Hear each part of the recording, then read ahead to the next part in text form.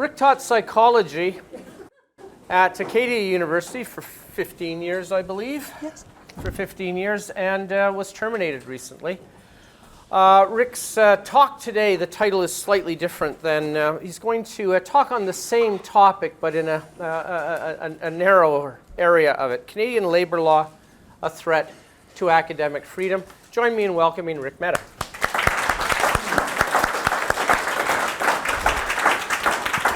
Okay, well, thank you for the invitation. So what I'll be doing with my talk is going into the details of what happened in my case. I'm going to treat it as if it's a case report to demonstrate the thesis that our Canadian labor laws, the way they're set up, are actually a threat to academic freedom.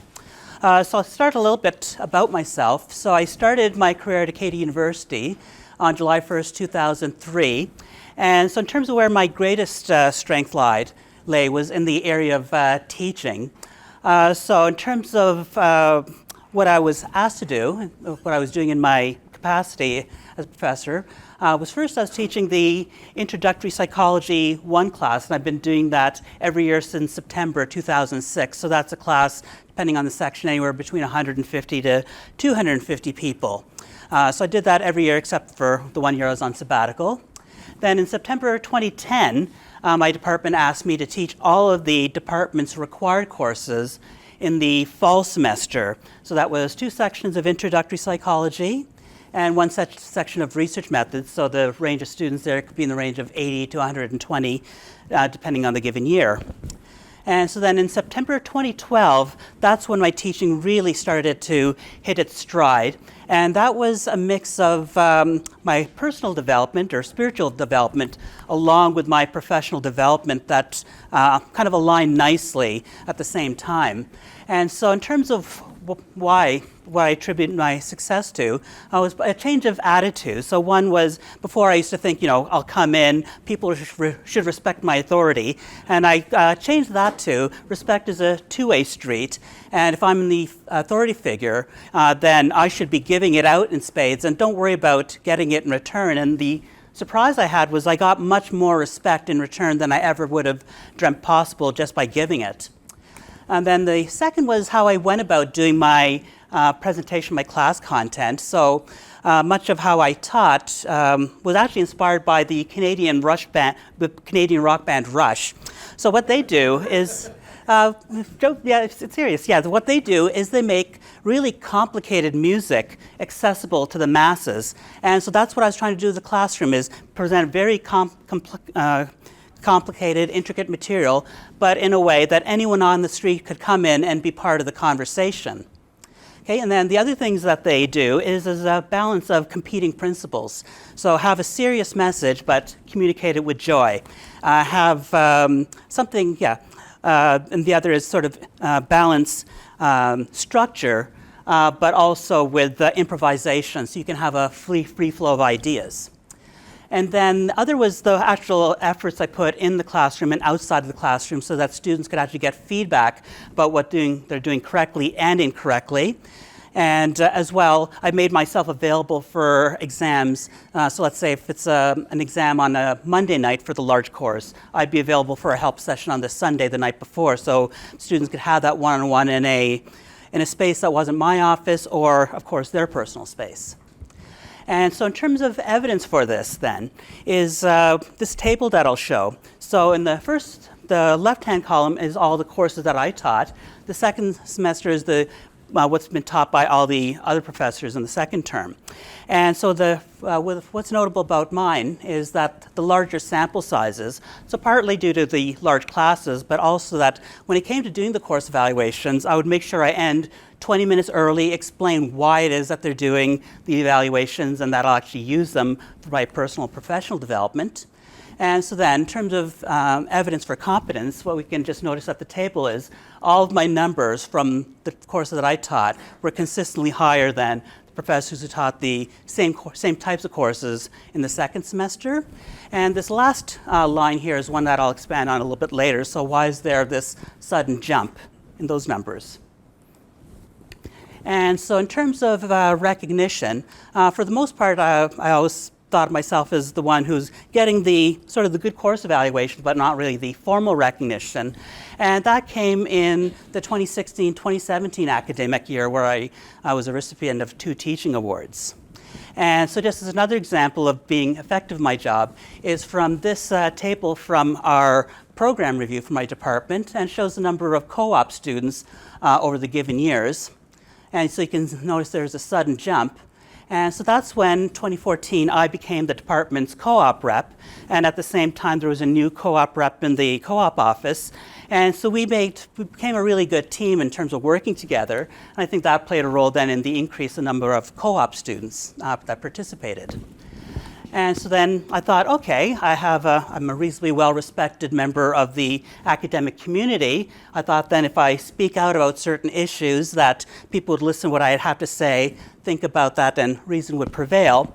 But I learned the hard way that that would not what happened. So instead I was dismissed on August 31st, 2018.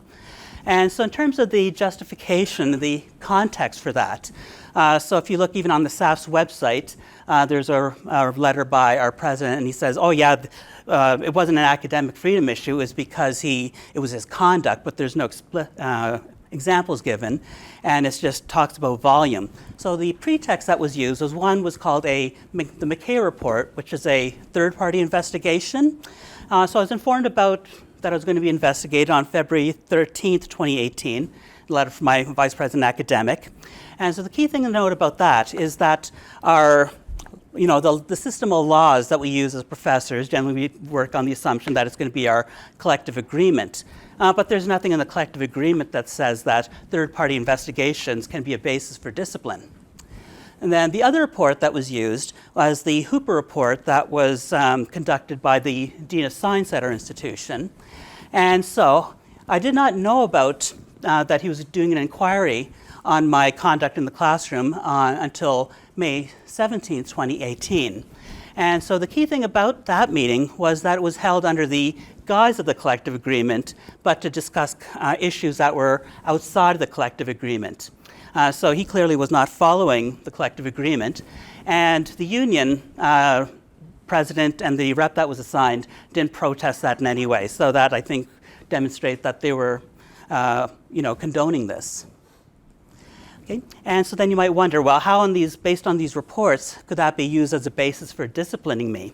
So that I found out on July 26th when Ron Pink, the union's lawyer, said, oh, well, we have this agreement for you, and we even have you separately, and we're doing that specially for you.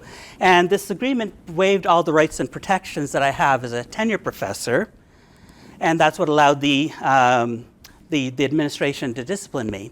And so what we can see with this picture here is we can see that it was signed by the president and of the university and of the union, but not by me. And in the eyes of labor law, this is actually a valid contract, because I learned the hard way. So for our purposes, what I think we can reasonably conclude is that the two parties were on the same page, but I was not.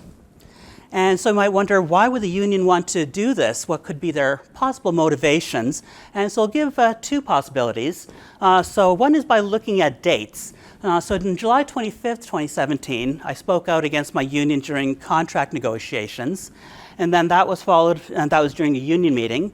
Then on August 1st, 2017, so a week later, I sent out an open letter to the university community in which I asserted that the union is acting in bad faith, and I gave my evidence and reasons for that.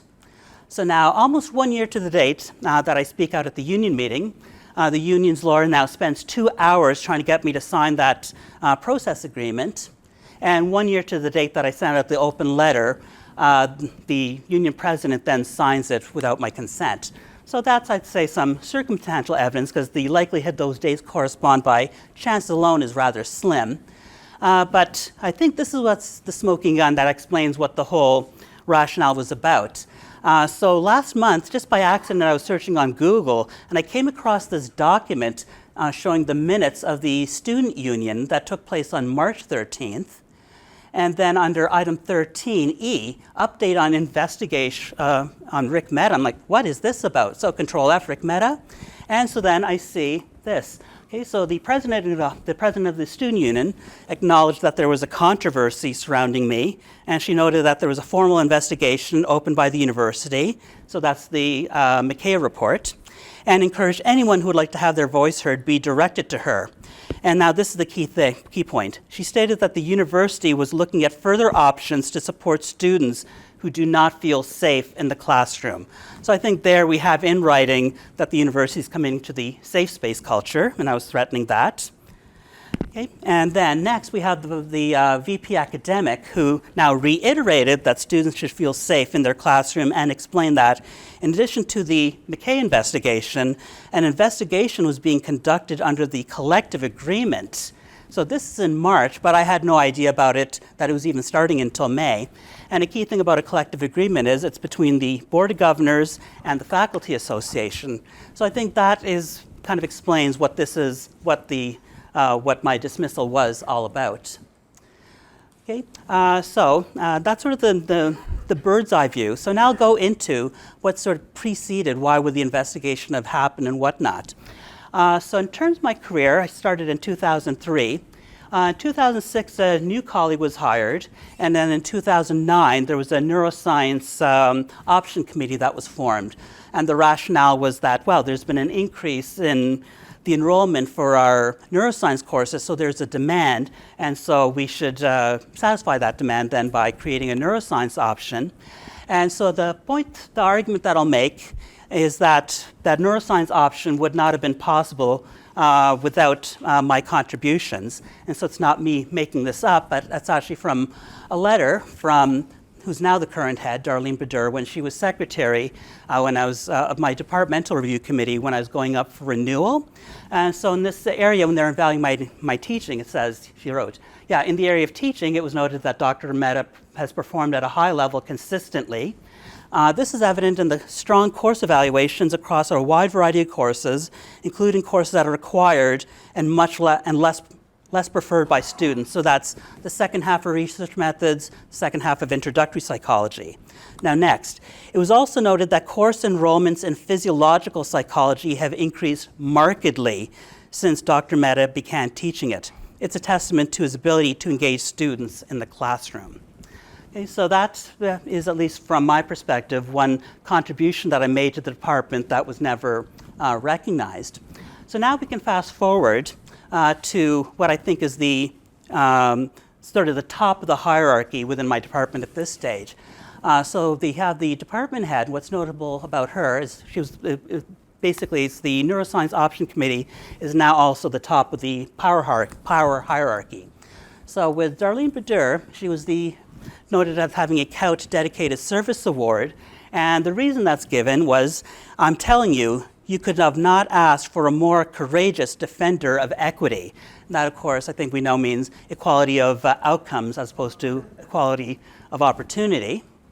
And then from the program review that we did in 2017, so in that document, so we know that she's department head, and what she's noted with pride then is that she's had several leadership roles within the union. So that includes the senior grievance officer, being on the negotiating team, and being president. So I think from there what that can tell us is she has a really good working knowledge of the contract and how to get around loopholes and whatnot. So then second is an instructor in our department, Carmen Bliley. So she too, by chance, also has a Couch Dedicated Service Award that she received in December 2013, although there the reasons weren't given. Oops.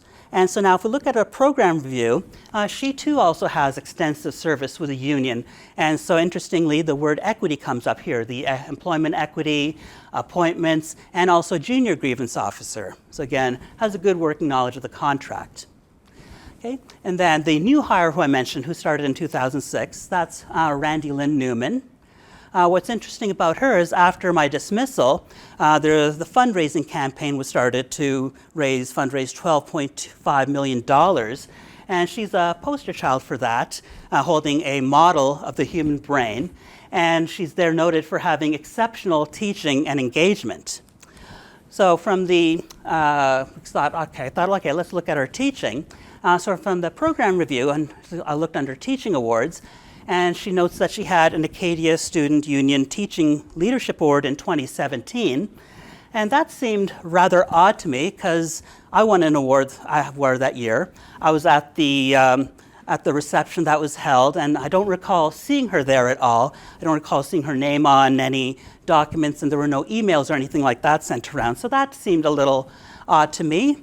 Maybe it's a brain fart, but something else seemed a little suspicious, which was that in 2016, she was a recipient of an Associate Alumni of Acadia University Distinguished Faculty Award. So this was in 2016, but in the summer of 2017, I had to give a reminder to the department head that she's listing it as having been received in 2016, and that should really be 2017 when it should really be 2016. So an interesting tidbit for those who might be interested on why I remember that particular convocation so well is that she wasn't the only person who won a major award. So another person was an alumni from Acadia who won a honorary doctorate, and that person happened to be Deborah McClatchy at Laurier University.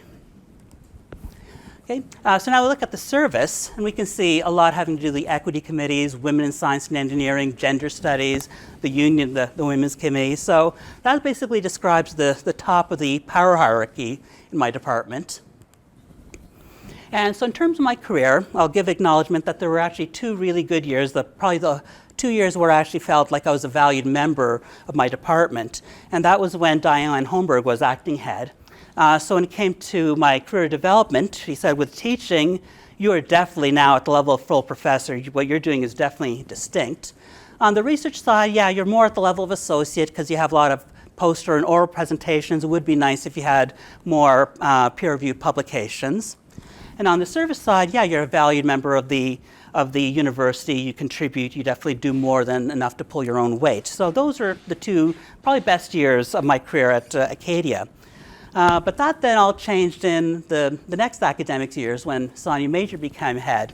So I made the mistake of talking to her, and I said, I find it a bit, when I go to the lunchroom, I find it uncomfortable when I have the colleagues talking in ways that make me uncomfortable as a male. And so I gave the example of the one colleague who referred to the kinesiology department as a sausage fest because it's male-dominated. And I said, well, how can you expect a respectful workplace when you treat males that way?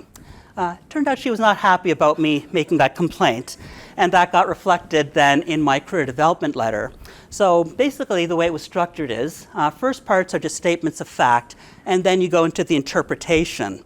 So instead of being along the lines of a valued colleague, it was, student comments indicate that students perceive you as someone who really cares about their learning and tries very hard to help students learn concepts. So I interpret more as like a backhanded compliment or minimizing my accomplishments. Now the next is, of course, I think we all know we're going to get complaints about our marking. I think we get across the board. So her comment about that was, there were some comments that indicated some concerns about how midterm exams are graded. We discussed ways in which you could consider how to help build a little more flexibility into your grading schemes to account for students' different ways of expressing themselves. So in that year, she was in a position of strength. I couldn't really do much. If I tried to respond, I would have been one who comes across as unreasonable or whining or something like that. So instead what I did was I just waited patiently, and then the following year I was far more prepared, and I went in with written documents saying, I think my performance is at the level of a full professor, and I want that to be recognized. And that took her by surprise. Our meeting lasted, I think, only 20 minutes with her just saying the whole time, how can you be so defensive? And so then, when I got my letter, it was interesting. So in terms of the main sentence to look at now it got changed to, the only negative comments that came from several students is that they perceive your grading as being too precise, whatever that means. When I discussed that with you, you said you were unwilling to change this aspect of your testing. So the mistake she made there was that she implied that I had a deficiency that was getting worse, and this was the year I had the best course evaluations of my entire career. And so it was easy to prove that to be false. So when it comes to managerial rights, they have the right to misrepresent you if they like. They can kind of stretch the truth a bit, but the one thing they can't actually do is say something that's demonstrably false. So I gave that to her. It wasn't meant to be an act of cruelty. It was because it was nervousness on my part. I hated the thought of doing this. But I gave that letter to her on June 30th of 2016, and it was her last day before going on sabbatical and then retiring, which I don't think she was too happy about either. So I thought once that's done, I'll be having a room to breathe and my career will grow. But then in the 2016-2017 academic year, a lot of strange things then started to happen. So first was that Darlene Badur was both a union president and head, and so therefore wasn't teaching anything at all. And meanwhile, there was the Jordan Peterson stand against Bill C-16. And I thought, wait a minute, why isn't she saying or doing anything? I'm expecting her to be in the leadership position here. So you just think, oh, if someone else in psychology, let's defend their academic freedom, or as union presidents, let's try to defend their academic freedom. So then that made me start to wonder, well, where's the CAUT? Where's the Canadian Psychological Association? Where's the Canadian Society for Brain, Behavior, and Cognitive Science? So that made me start thinking something's amiss, and I started to then, it made me start to figure out what is going on. And then in March 27th, 2017, I wrote a letter then to our presidential search committee about our presidential candidate, Peter Ricketts, because in his talk he specifically said that he wanted to commit the university to social justice. And the alarm bells went in my head. How could, if we commit to ourselves to a political ideology, by definition then we're going to shut out other points of view, and that has implications for free speech. But that letter was to no avail. So when I look at my career development letter and the report, when we had our meeting, it just felt stilted, and so she would say, well, what else do I need to include in your letter? So it was in that sense of celebrating your accomplishments. And so then in terms of little telltale signs, is all my previous years I was always addressed as Dear Rick. Now here I'm addressed as Dear Dr. Mehta, so that something's not right. There was sort of the style that sounds very stilted in terms of how she recognized my accomplishments. But the telltale sign is not by acts of commission, but omission. So there was she never made any announcement about my awards at any department meetings. There was no email sent out or anything like that. And so then, July 25th, 2017 is when I spoke out at the union meeting. So after I did that, I started getting emails from one of my colleagues about the website and how there needed to be these updates. And these are on really nitpicky things that I thought no reasonable person would think to bring up. But the big one that came up that really sent a chill down my spine was this email that I received. So again, the context is the last time I saw her was June 30th, 2016. It's been over a year since I last saw her in any meaningful way, and she's retired. And then she sends this email message out of the blue. Hi, Rick. Heather's still listed as the contact person here, so that should probably change as well. So where did this as well come from? And it's a really nitpicky step, too, in terms of where that was on the web page, because that really was setting off alarm bells. And so to fight back, I sent out then the open letter that I've been working on for a week, hoping that would get everyone to back off. Okay. Instead, it changed the dynamic in my department altogether. So I won't go through the whole email, but this is one I'd received from Diane Holmberg, who before that was very supportive. And so the part that I found interesting is this sentence here. Yeah. Now to does it work? Now, to make matters even worse, the equity officer has publicly weighed in with a promise to protect you against potential, in quotations, harassment as discrimination, as if that's a bad thing to be protected from that. So what I'll just note here is that our equity officer, Meg Townsend, ended up eventually resigning over the university's handling my case, and both of the grievance officers that were working with me ended up not being union officers. So in terms of, so that basically was the start of the change of the dynamic in my department. And I think everyone thought that I would just quiet down, I'd be under control, but instead I did the opposite. So September 27th, 2017, I gave an almost 2-hour talk on free speech in universities. And that was followed then by various emails to me that were not very friendly. So one was by Eva Curry, someone in the math and stats department, where she put in a public forum that was the worst, something along the lines like that was the worst violation of academic integrity I've ever seen in my life. And that was easy for me to also disprove in an open forum. So I just said, oh, well, your first point is that I had no references, but I actually circulated a document that contained 20 pages of references. So have a nice day.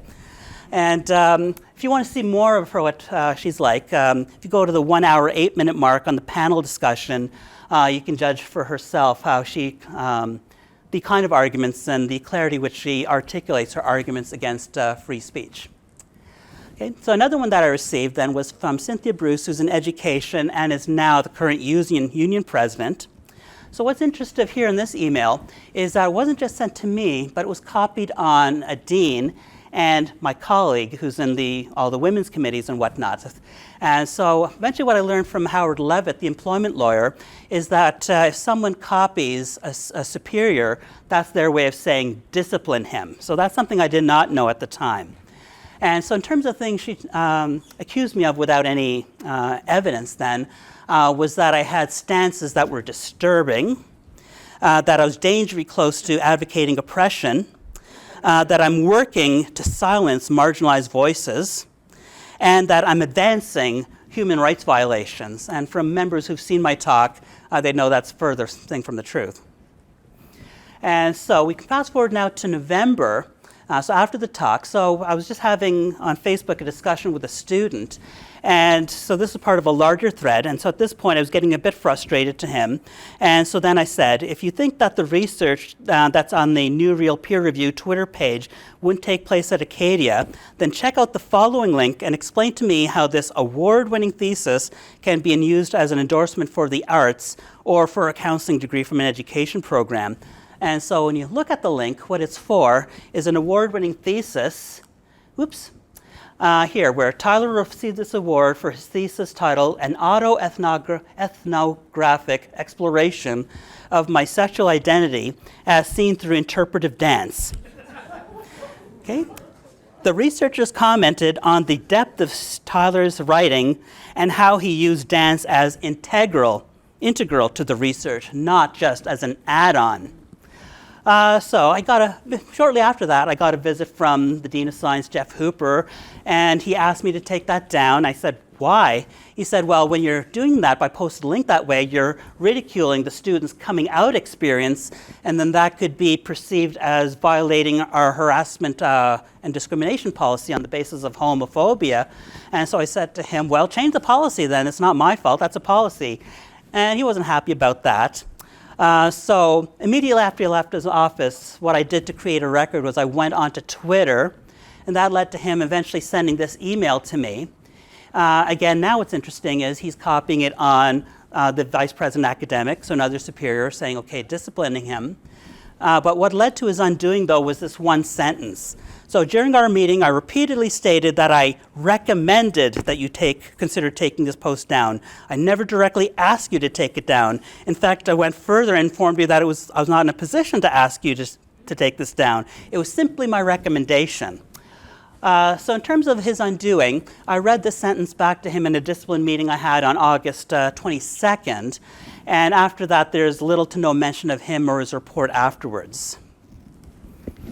Okay. So then in December 2017, on the 13th, I sent out an email to a public forum in which I criticized an article that was in the student newspaper about the so-called gender inequities in academic hiring and gave facts to the contrary.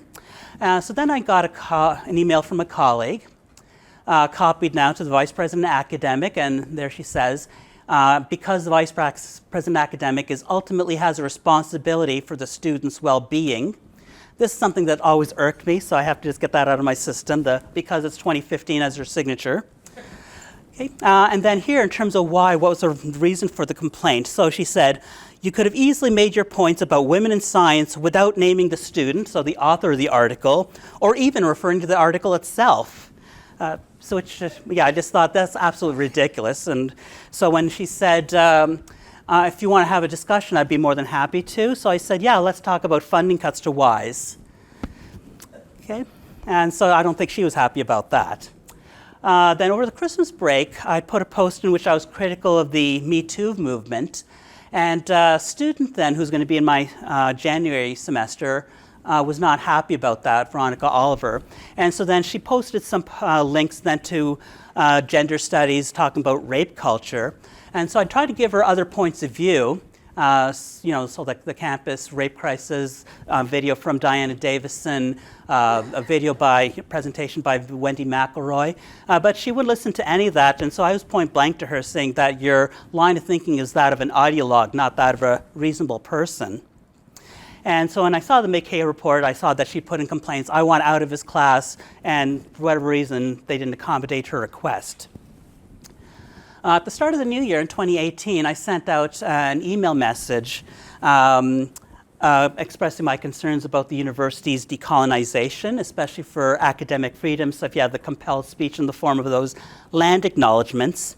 So the response I got from the Dean of Arts, Jeff Hennessy, is one that would have gotten him fired if that same type of exchange had happened in the private workforce. And this is an article that was written by Howard Levitt. So what's interesting about that exchange is it was one about academic freedom, and there was no responses from any of the union representatives. And so then in terms of where the decision was made, where we're probably going to get rid of him, I think it was on this day here. So a tweet that I sent to opposition leader Andrew Scheer about his removal of Senator Bayak from the Conservative caucus that first made headlines in Nova Scotia and then across the country. And on that day, I could just sense a change in the work environment and had that sense of, okay, this is it, we've had enough, we're going to do whatever we can to get rid of him. So the first thing that happened was I lost the courses that I taught for years and actually very well. So it was interesting to note who actually got my courses. So for the Introductory Psychology 1, they decided to assign it then to someone we hadn't even interviewed, so we don't even know who the new hire is, but we're going to give the course to him. My research methods course was given to Randy Newman, who also teaches research methods too. So her numbers, I think, are not in the 2012-2013 academic year, but they're reflected in all the other years. And so what's unique about that last year, and why I asked you to look at the 2016-27 year, is that with that 1 year is where there's going to be only 2 instructors for there versus whereas it could be 3. So you can narrow down your possibilities. So we know that Randy Newman was teaching most of the time research methods. But what happened in the 2016-2017 academic year was that there was a change in instructor. So that was the 1 year that Doug Simmons is not teaching the course. And we noticed that there's this huge increase in the ratings on all the different items like overall instructor rating, course, test fairness, etc. So as I was starting the course, I thought around January 2017 that I'm going to start recording my classes, and the plan was that I'd post them on YouTube with my slides, so it'd be of something that would be available to the general public. And I was doing it for that person, but I was glad I did because now I had a record of some of the strange things that were going on in the classes. So topics that previously would have been completely non-controversial were suddenly controversial. So on the 17th and 19th of January, I was going in the section of the topic of intelligence. And so I talked about sex differences in intelligence and how those could then have implications for career choices and then therefore differences in wages. I also talked about how differences in wages amongst ethnic groups could be explained by economics by using a Thomas Sewell video as opposed to what we always hear, stereotype, threat, and implicit bias. And so the types of reactions were just something I could not comprehend. It was only a small group, a small cabal, but they were very vocal. And I could see the other students just looking absolutely petrified, like, what do I do? And many of them come afterwards as, I don't know what's going on. All you're trying to do is get us to think and think critically, so I don't understand the reaction. And so in terms of the next change then is on January 19th, this person, Robert Rayside, was now assigned as my designated head. The reason he's worth mentioning is that he had gone against me when he was dean, and he was one who was opposed to me even having tenure. And so he was assigned because he, in quotes, has administrative experience. Okay. February 6th, Ann Kama, the coordinator of our Women and Gender Studies, sends an email out in a public forum where the concluding sentence is, Women's and Gender Studies stands in solidarity with all those who continue to teach and speak out in university, an increasingly chilly climate where boundaries of academic freedom are marked at the intersection of so-called freedom of speech. I have no idea what that means, but I was pretty sure it was directed at me, given that I was the only person at the university who was openly advocating for free speech. And that happened to be sent just a couple of days before I was doing a class in the topic of human development. And there I was presenting evidence that was critical of the role of feminism in our education system. So there was one video by Christina Hoff Sommers, another with a video from the Independent Women's Forum where it was a discussion between Christina Hoff Sommers and Camille Paglia. And so then the student Veronica Oliver, who was already having a vendetta against me, then started screaming out that by showing that video, I was somehow condoning rape. And then that was then followed then a few days later then by the letter of investigation I received by my vice president academic, saying that she was justifying the investigation on legal grounds, so the university has a legal responsibility to provide an argument that's free now, from sexual harassment. So I strongly suspected that the sexual harassment was in reference then to the exchange that had taken place in the class a few days earlier. And what's noteworthy is the kind of language here. So the nature and frequency of the complaints and the significance of allegations is the basis now for the internal investigation, or by this so-called third party. And here then I have a promise of some very high standards. So here I was promised that the university would be sensitive to issues such as due process. As well, in the last sentence there, she makes mention to a methodology. And so I thought, okay, there's some promise then that this is going to be something other than just a hired gun doing a hit piece on me, or at least implies that. But I didn't like the idea of staying silent about this. So what I just did was I bided my time, waited until reading week was over, and then on the Sunday before classes started, I released it to the press, and it actually then made headlines, and people across the country who were paying attention then knew that I was being investigated by Wayne McKay. So just for context then, what was happening in the background that I didn't know about then was the Acadia Students' Union encouraging people to come forward. So in terms of the big faux pas, which I think they wanted to use against me as this is the thing that makes us show that he's just this absolutely horrible person, was this one complaint that was received on April 11th. And so this was by a student, Callie Keating. So, whoops, darn it. Okay, so what's of note here is that she says, I'm submitting a formal complaint against Dr. Mehta. So key point then, this is not the first formal complaint I've filed. Furthermore, all of my previous formal complaints have gone and answered. And so I did ask the question, so what's so special about this complaint that's worth looking into, but not all of the other ones? Okay, and so then what is she upset about? And so then here she says then, during the honors thesis conference, Dr. Mehta exhibited extremely inappropriate behavior during my presentation, but not the presentation of the other students in our department. Seems a bit odd for wording, but so in terms of how that's partly true, so yes, during her presentation, I did roll my eyes, and there are a couple of points, things were just so, it was like an emperor has no clothes kind of moment, so that's what made me giggle to myself quietly. So that part's true. The part that's false is that I didn't just do that in her presentation, I actually did do that for other presentations as well. And well, it's that day, that honors conference, those are some of the worst presentations I had seen. I was just appalled, and I was embarrassed to actually be a member of the department that day. So there were a lot of cringeworthy presentations, so it was not unique to just her. So in terms of why would I do that? So we just look at the title of her thesis. So its title is The Impact of Intensive Short-Term STEAM Engagement on Girls' Self-Efficacy, Belongingness, and Career Aspirations. So just by the title alone, it implies in causation when it's a correlation. So you can't use a word like impact or effectiveness when people aren't randomly assigned to conditions. And this is something she should have known because she's taken 3 courses with me, including research methods. So that's why I was rolling my eyes and why I was frustrated that day. But the telltale sign is that the dean had sent this copy of this complaint to me without thinking first. And so then I saw a message that I don't think I was meant to see, which was an email sent then in response to that by my department head to everyone else. So hello all. In response to Callie's email, I want to say that this situation was 100% predictable, and I continue to be frustrated that Rik Med has been left in a position of authority over students for many months as things have continued to escalate. We know what the risks and consequences are for students, and I personally have expressed them on numerous occasions, and yet nothing has been done to minimize the impact of the situation while formal channels are being pursued.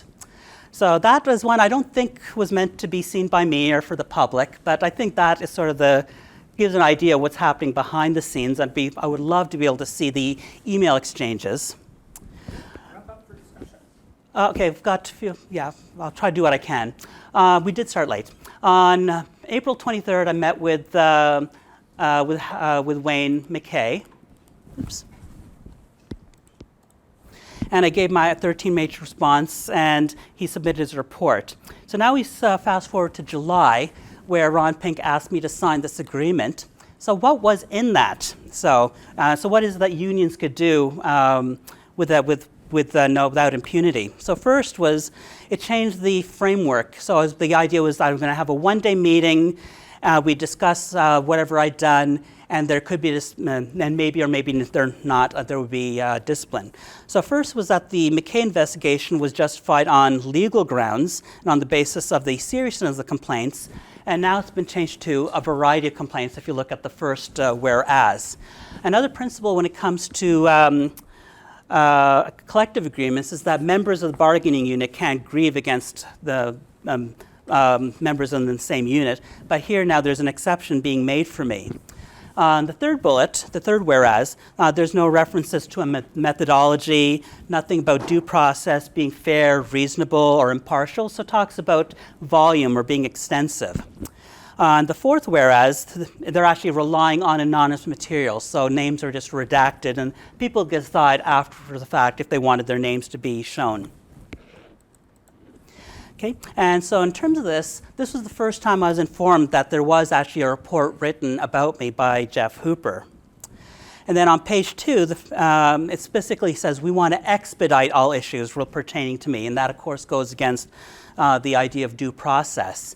Okay, so then the idea was there was going to be the report, and we discussed them, but the only way I could get copies, my own copies of the report, was if I agreed to be gagged, and that's what this 10th premise says. So I wouldn't talk to anyone or any third party unless I was authorized by the university.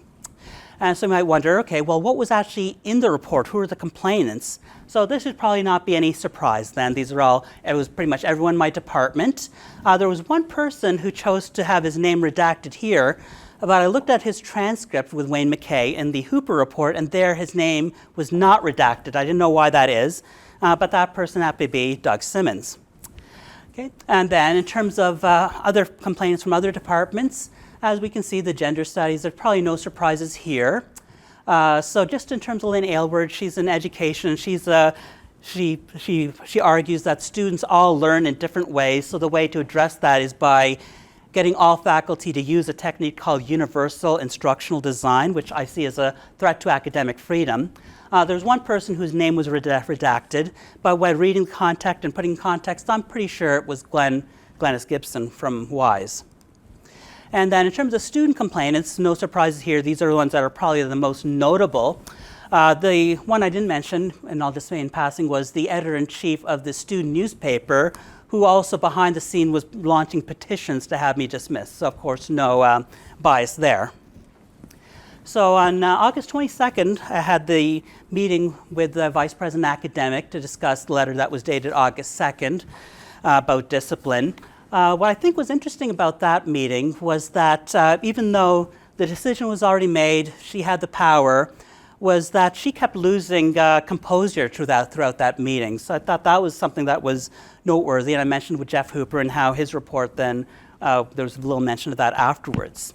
And not surprisingly, a few hours after the meeting, I was told the recommendation is going to be dismissal, with the meeting scheduled for August 31st. When I went to the meeting, at that point, I decided to stand my ground, and I just said, I think this is just all about you guys not tolerating voices of dissent, and so if you're going to dismiss me, just go ahead and do it. That was the general tone, and I think that threw them off guard, so they just said, okay, we'll postpone the meeting for a few hours, come back. And so then I was given the dismissal letter, which I think some of you might have seen online. So the key point is the collective agreement is very specific about saying that you have to mention in specific reasons. And it's very vague. It just talks about extensive volume and how you didn't fail to correct your conduct, that kind of thing. So basically, the dismissal letter didn't go in line with the stipulations of our collective agreement.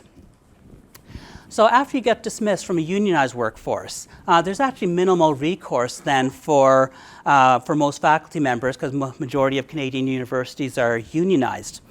So the reason for that is there's the Weber versus Ontario Hydro Supreme Court ruling, and that prevents us as employees from having any kind of legal recourse against our employer. Okay, so that by definition means that you have to work with your union.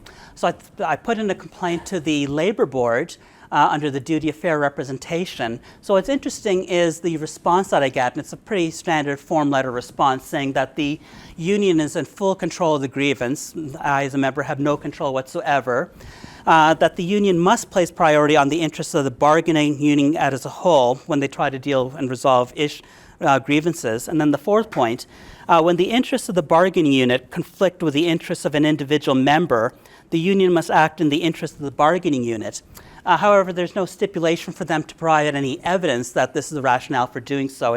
So basically it's based on what the executive decides when they're having their meetings. And so the success rate for these duty of fair representation complaints is it's almost non-existent.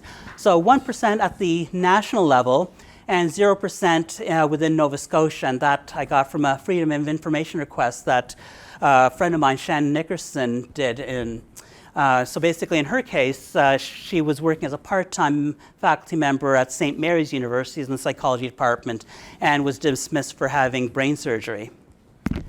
So basically your choice then is working with your union under the situation, and that is probably one of the most frustrating things. So I asked about due process in that sentence earlier, and Pink's like, oh, well, what that means is we fire you, and then afterwards, and you go to arbitration. That's when your due process means. So don't worry about that during the investigation part.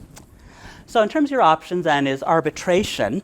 So the arbitrator, had it gone that route, would have been William Kaplan at the bottom left. And so the key things about the arbitrators is that they're hired to resolve a so-called dispute between the administration and the union.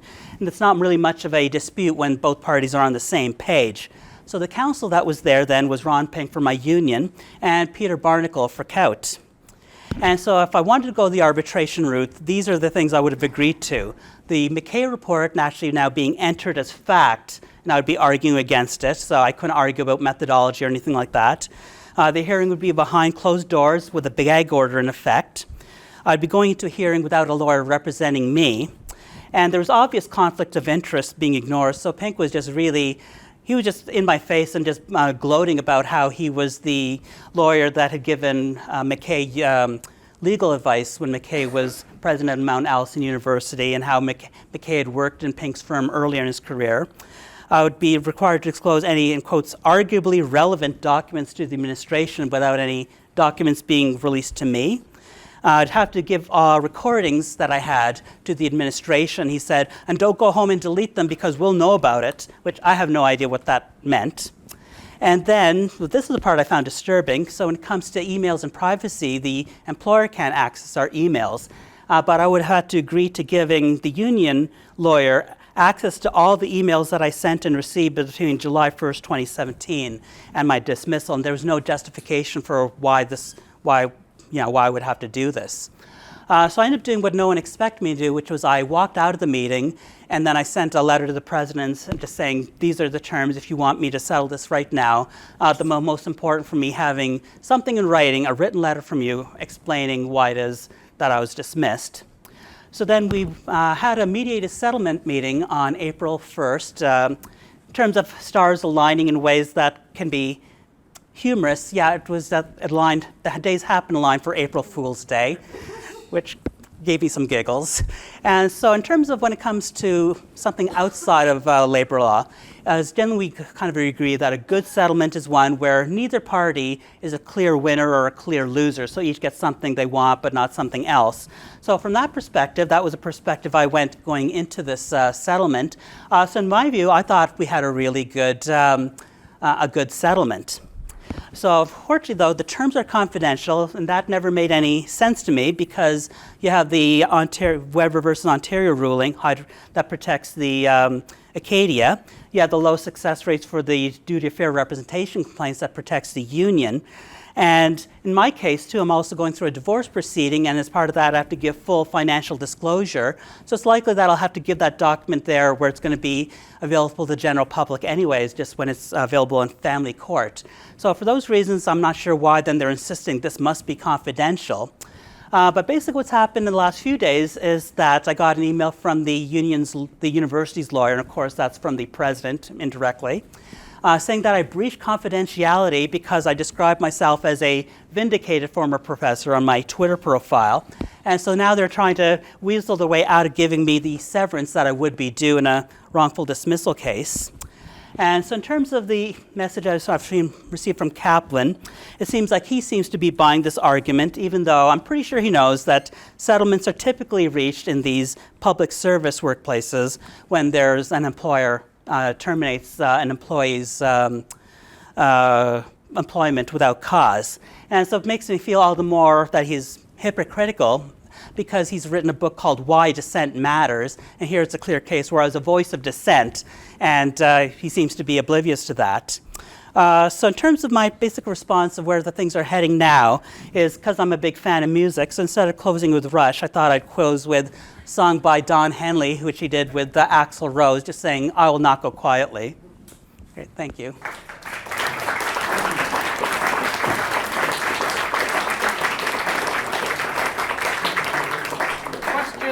Questions for Rik then. William, did you have one? I had a question for Bruce. Yeah, I know. Okay. Thanks, Mark. The thing that really concerns me is that the union is just equally infiltrated with the ideas that the school believes in. So there's no defense of dissenting. Like there will be no dissent for professors, and I don't see how you can convince the union to take your side in this. You know what I mean? Like, yeah, there's no recourse. Yeah. Yeah, no, that is the main point. I'm glad that is coming across. Just that, yeah, when you have to work with your union, they have their own interests that are different from yours, and they're very explicit in saying, yeah, we're here to represent our interests, not yours. You're completely helpless. But yeah, I've just been trying to resist as quietly as I can, and just let people know and just get the word out there. And I think that's all you can do. Is I think, as Peter would say, put your thoughts out there and just see what happens. And my own view is always do what you believe to be right as opposed to do what you believe to be easy. Question? Ava. I would very much like to hear Bruce Pardy's opinion on this talk, please.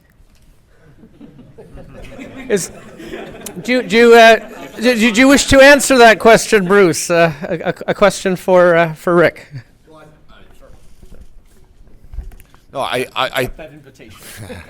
I think the main point that Rik is making is correct, which is that because of the way the labor law system is set up and the way it works at universities, you are very much beholden to their support when you run into trouble. So if you already have an antagonistic relationship with them, then you're really exposed, whether you have tenure or not. The protection of tenure is dependent upon your union protecting it. And so there has to be, in order for the union to protect you when they don't like you, there has to be enough of a threat in systemic terms to the whole idea that the university can willy-nilly dismiss somebody who has tenure. If you don't have that dynamic there, then you are exposed. Yeah, so that point, that was one thing that was raised to me repeatedly, let's say by Ron Pink, saying, yeah, your colleagues don't like you. And I thought, well, there's nothing in the collective agreement saying that there's a requirement that my colleagues like me. And now suddenly there's this new set of rules that was never brought to my attention in the past. Hines, and then Grant. You gave great importance to the teaching evaluations, to those marks. I wonder how strong your case would be without even mentioning them. I have personally no respect for those teaching evaluations, unless those numbers are accompanied by the average marks that you give in the class. So I think these teaching evaluation marks, they are worthless. But how strong would your case be without all of those? Well, the reason I presented those, I think with the course evaluations, it all depends on how they're used. And so I made sure that students knew that I was taking them seriously. And so I think that was reflective in how much time they put into them, the kinds of comments that I received that by and large were quite thoughtful and reflective. So I think part of it is how it's done. Doing it in class versus online. So those are some of the factors. And the other factor is how department heads look at the comments and the numbers, because that's where the other form of distortion happens. So in terms of recently, there was a ruling actually by William Kaplan in the Ryerson versus their faculty association, and he actually ruled that the course evaluations can't be used for things like tenure and promotion. But the rationale the faculty association there is giving is that these things are biased. So instead we'll have the professors talk about things like their teaching philosophies and their views, because somehow that's not going to be biased. So it's replacing one bad system with something that's far worse. So I think it's better to have the course evaluations, use them judiciously and put them in a proper context. So I prefer to use those because those are based on all comments from my class, because I could have used what people said about me on Spotted at Acadia, but that's a very biased sample. So that's why I use that, some way of something that's objective, while of course we acknowledge their limitations. But I also did explain why I thought I was having the high numbers, so that I wasn't pandering to students, and the low grades that I was giving, that was really the only complaint, was that it's too harsh. Why don't you give the marks, the average marks? Oh, I could do that. Yeah, my marks were always There in. was nothing here. Okay, I didn't think to bring that here, but they were always in the sort of the 70-ish range. I did not believe in grade inflation. I would not pander to students. So that was what I was trying to do, is show that if you put enough care and effort into your teaching, you can have the academic rigor and still have people respect you as long as you're explaining what you're doing, and that's what I was trying to do. We'll give Grant the last question of this session, and then we'll go to lunch just down the hall. More of an observation than a question. When I was at the University of Lethbridge, there seemed to be a pattern whereby the union president, if they were willing to play ball with the administration in their annual negotiations for this, that, and the other thing, if they seemed to be kind of sympathetic with the administration's point of view, they would eventually get promoted to like VP academic or dean or some kind of administrative position. If they were hostile to the administration and took a more adversarial role, then they would get shoved back into the regular professoriate, and their career prospects would be dampened. And so there was again this kind of collusion going on, informal collusion, which it's only an impression. You can't prove it in any kind of sense, I guess. Yeah, no, I guess that was the type of point that I was trying to make, and what I purposely did here was try to just lay out the facts and keep the interpretation to a minimum, and just let that go in the court of public opinion, because my view is, generally people are intelligent. If you treat them that way, they will then rise to that level of discourse. Thank you very much, Rik. Okay, thank you.